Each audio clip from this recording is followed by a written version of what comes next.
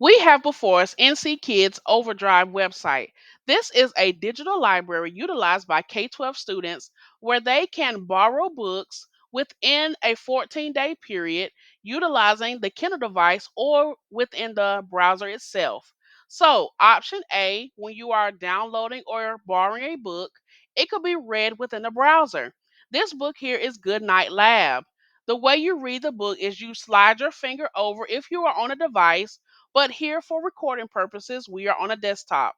So as you see, you can click through and read the pages. The next option is to actually borrow a book and it goes to your Amazon Kindle. Amazon Kindle allows you to again have those arrows to the left and right to view the different pages or flip through the pages. You have your table of contents icon, search, the notebook icon.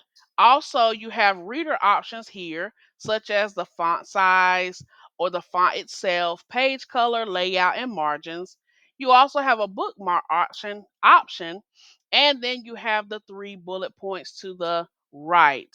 Overall, NC Kids Digital Library, it's a great resource for K 12 students.